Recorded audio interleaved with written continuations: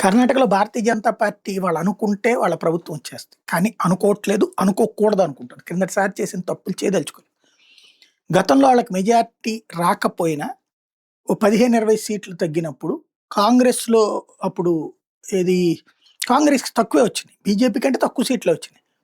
కానీ కాంగ్రెస్ ఏం చేసింది జేడీయూతో కలిపి కుమారస్వామిని పెట్టి కథ నడిపించింది. ప్రభుత్వం వాళ్ళ చేతుల్లోనే నడుచుకుంది. ఆ టైంలో వాళ్ళని దెబ్బగొట్టి అట్టించి కొంతమంది ఇటుకొచ్చి ఫైనల్‌గా ప్రభుత్వాన్ని ఏర్పాటు చేశారు. చివరిదాకా ఉంది ప్రభుత్వం. కానీ ఆ ఇంపాక్ట్ ఏమైపోయింది బీజేపీకి? మైనస్ అయింది ఎలక్షన్స్‌లో ఓడింది. ఈ ట్రిప్ అట్లాంటి పని చేయాలనుకోవట్లేదు. కానీ డీకే శివకుమార్, సిద్ధరామయ్యల గొడవ నడుస్తుంది. 140 మంది ఎమ్మెల్యేలకి నేనే హెడ్‌ని అని చెప్తున్నాడు డీకే శివకుమార్. అలాగే డీకే శివకుమార్ వర్గం ఢిల్లీ ఎళ్లి కూర్చుంది. మొన్న సిద్ధరామయ్య ఎళ్లి రాహుల్ గాంధీతో కలిసి బీహార్ లాంటి పరిస్థితి కర్ణాటకలో రాకుండా ఉండాలంటే నేనే ఉండాలి అని చెప్పుకొచ్చాడు. డీకే శివకుమార్ వర్గం వెళ్ళి ఆయన తీసేయమంటుంది. డీకే శివకుమార్ ఇప్పుడు దాని మీద ఒక వివరణ ఇచ్చాడు.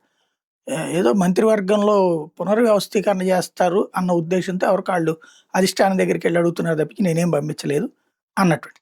బట్ సిద్ధరామయ్య తన్నే సీఎంగా కంటిన్యూ కమ్మనమని సిద్ధరామయ్యని తీసేసి డీకే శివకుమార్కి ఇవ్వమని చెప్పేసి డీకే శివకుమార్ వర్గం నడుస్తున్నది. ఈ టైంలో ఎవరైతే అసంతృప్తి ఉన్నారో వాళ్ళని తీసుకుని బీజేపీ గవర్నమెంట్ ఏర్పాటు చేయొచ్చు. కానీ చాలా తేడా.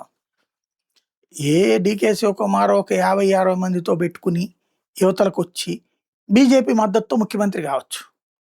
లేదా బీజేపీలో విలీనం చేసుకుని ముఖ్యమంత్రి కావచ్చు. కానీ బీజేపీ ఆ పని చేస్తే డీకే శివకుమార్ని ముఖ్యమంత్రిని చేసినట్టు అవుతుంది. ఎందుకు అవసరం? కాబట్టి బీజేపీ ఎంటర్ కాదు. కర్ణాటక గందరగోళం కొనసాగుతుంది.